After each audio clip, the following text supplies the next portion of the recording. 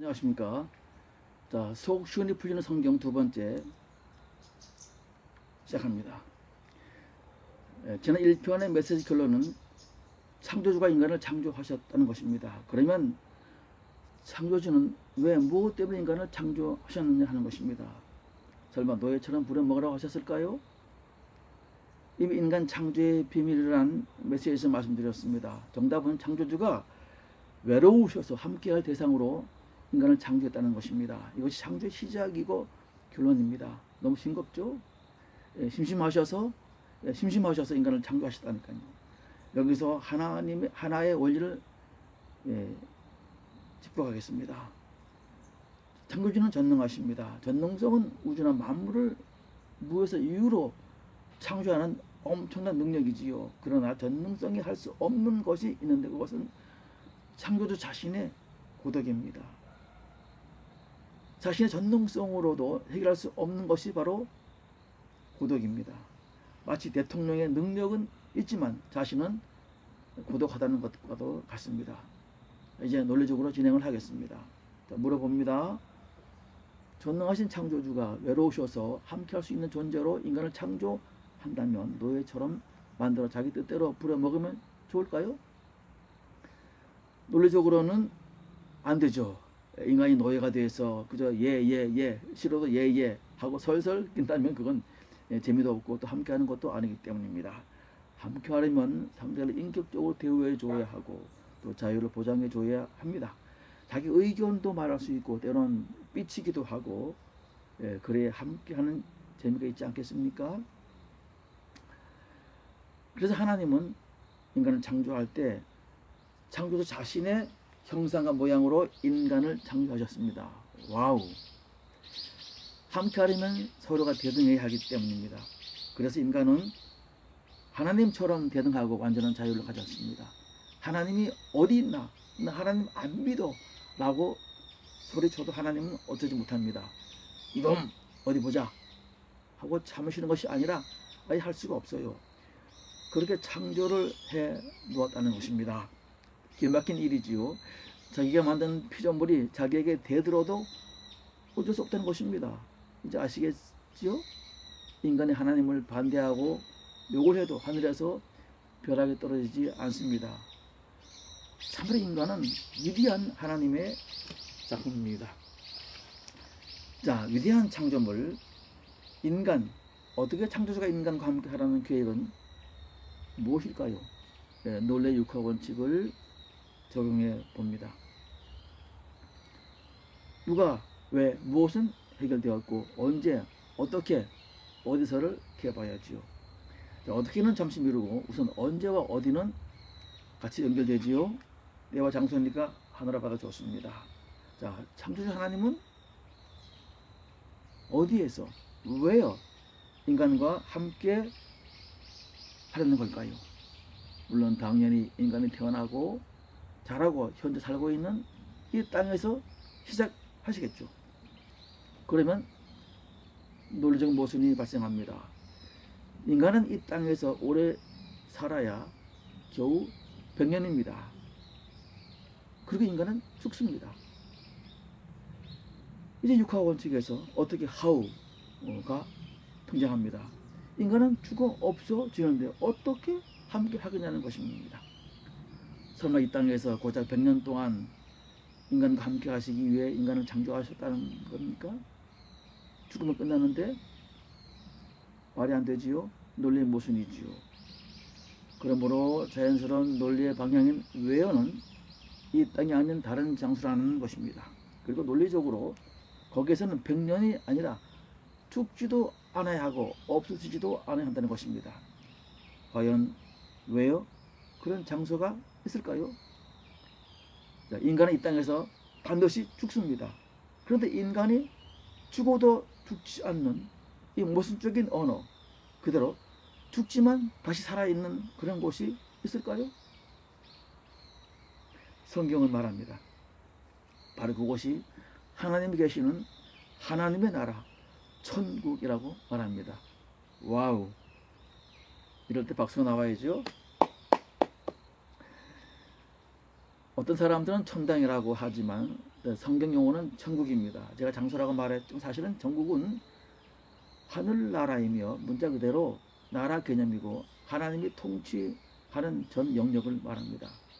자, 먼저 천국을 설명하기에 앞서서 어떻게 창조주가 인간과 함께 하는가를 알면 천국의 이해가 쉬워집니다. 인간은 태어나서 장수하면 100년 살다가 죽습니다. 육신은 땅에 묻히고 썩어 없어집니다. 자, 썩어 없어지는데 어떻게 함께 합니까? 그러므로 창조주 하나님이 함께 하려는 인간은 인간의 육신이 아니라는 논리가 나옵니다. 자, 여기서부터는 실은 인간이란 어떤 존재에 관한 인간론의 이해가 필요합니다. 인간은 동물과 다른 존재이지요. 어떻게 다르지요? 앞에 메시지에서 말씀드렸습니다. 인간은 동물과는 다른 특별한 기관이 인간의 속에 장착되어 있습니다. 인간의 겉의 육체는 어떤 동물보다 약합니다. 힘으로는 코끼리를 당할 수가 없고 인간은 태어나도 1년은 누워 있어야 합니다. 동물은 태어나 단 1시간이면 걷고 뜁니다. 자, 논리는 이것입니다. 육체로 따지면 인간은 동물 이하입니다. 동물만 못합니다. 그러니 인간의 위대함은 육체에 있는 것이 아니라 바로 인간의 내면에 있다는 것입니다. 인간 내면의 중심은 하나님의 형상과 모양이 들어가 있는데 동물에게는 없는 것으로 영 혹은 영혼이라고 부르는 기관입니다. 성경에서 영은 마음의 눈으로 표현됩니다. 눈, 어디서 많이 들어보셨지요? 농사하는 분은 잘 아시죠? 모든 열매에는 씨눈이 있어서 이 씨눈이 생명력을 가지고 유지하고 생명을 번식합니다. 쌀에도 눈이 있고 감주에 눈이 있고 다 눈이 있습니다. 눈에는 생명이 있습니다. 눈이 있는 달걀 유종나는 병아리가 되지만 눈이 없는 무종나는 병아리가 되지 못합니다. 왜 여기 눈이냐 하면 이 눈으로 하나님을 보아야 하기 때문입니다. 그래서 영은 눈으로 표현됩니다. 인간의 영은 인간의 자아인 혼에 연결되어 인간은 동물보다 위대한 지적 인간, 도덕적 인간이 되는 것입니다. IQ가 높은 지적 인간이 동물을 비롯한 모든 만물을 지배하게 되는 것이 바로 여기 이유가 있습니다. 이 영은 전능하신 하나님께서 온 하나님의 형상이기 때문에 죽을 수도 또 없어질 수도 없는 영원 불멸의 존재입니다. 그러므로 인간은 겉에 육체의 생명은 죽을 수 있으나 속의 영은 죽을 수가 없습니다. 육체가 죽으면 어떻게 될까요? 육체 속에 있던 영은 육체를 빠져 나오게 됩니다. 그러면 몸을 벗어나서 영은 논리적으로 홀령이나 바람처럼 연기처럼 그렇게 돼야 되겠죠? 그러면 함께 할 수가 없어요.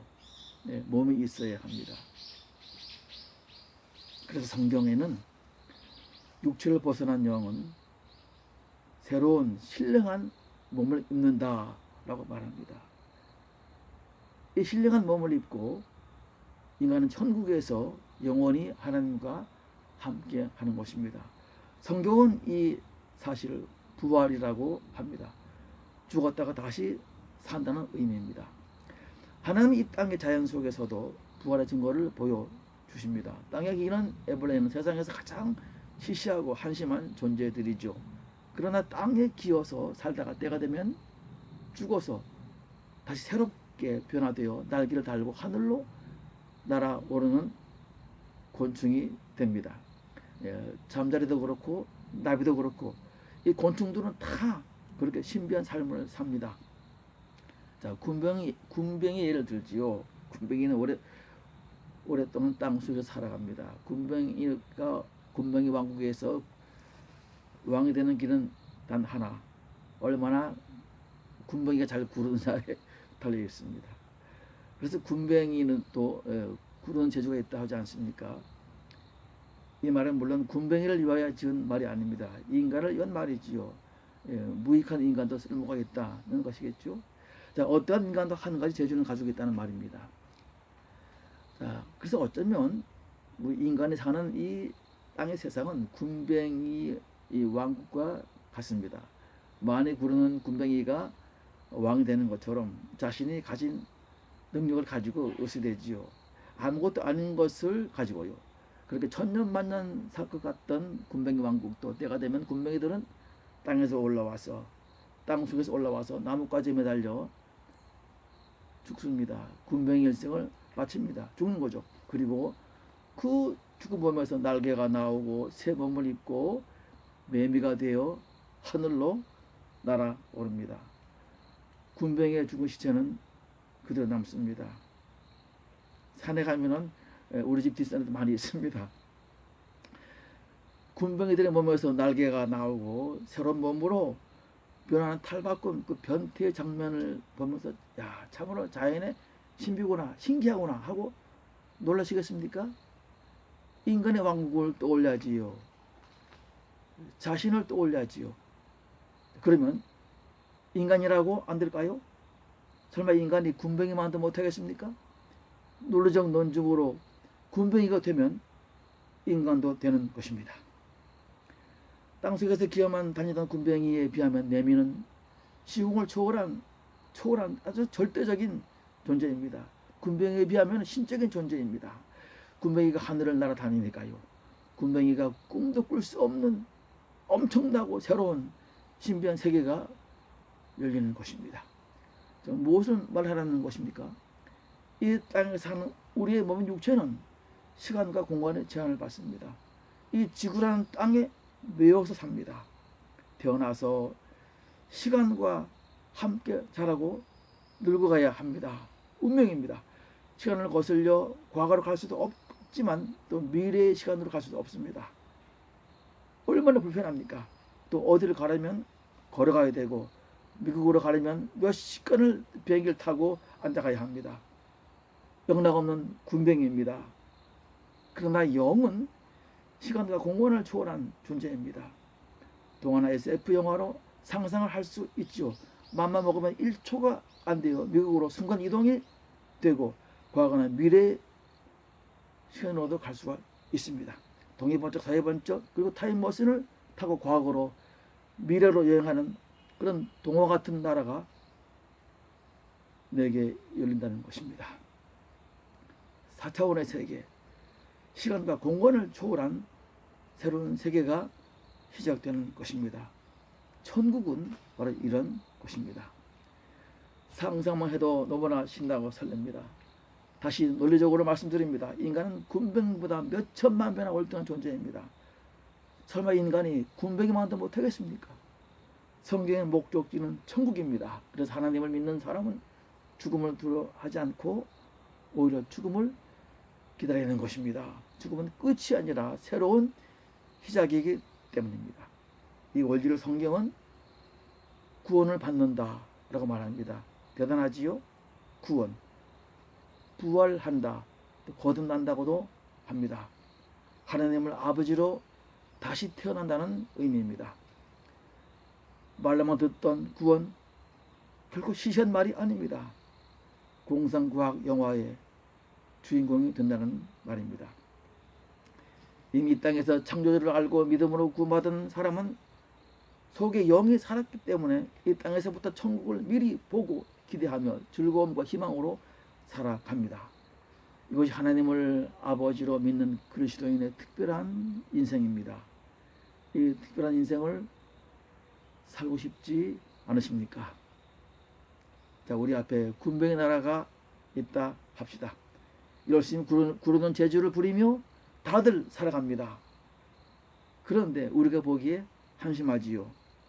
저게 사는 것인가? 그래서 우리가 아는 지식을 알려줍니다.